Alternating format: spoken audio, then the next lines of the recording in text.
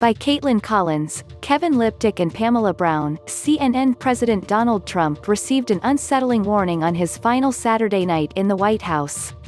Huddled for a lengthy meeting with his legal advisors, Trump was warned the pardons he once hoped to bestow upon his family and even himself would place him in a legally perilous position, convey the appearance of guilt and potentially make him more vulnerable to reprisals.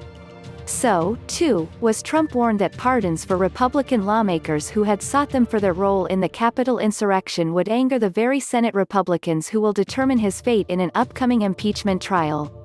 White House counsel Pat Cipollone and another attorney who represented Trump in his first impeachment trial, Herschmann, offered the grave warnings as Trump, his daughter Ivanka and her husband Jared Kushner listened. Other lawyers joined by telephone. They all told Trump he should not pardon himself, his family or any GOP lawmakers in a prospective manner unless he was prepared to list specific crimes. Cipollone and former Attorney General William Barr both warned Trump earlier this month they did not believe he should pardon himself, multiple sources familiar with the matter told CNN last week. Barr conveyed this position to Trump before resigning last month, sources say. Trump continued to bring the matter up in the ensuing days, even after officials believed the issue was resolved.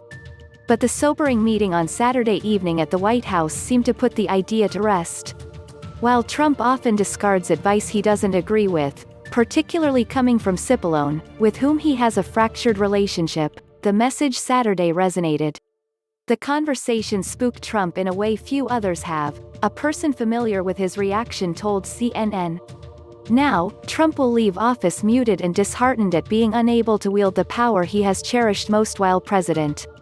Boxed in by his own actions that helped spark the riots at the Capitol, Trump finds himself constrained in a way he mostly avoided for his entire tenure.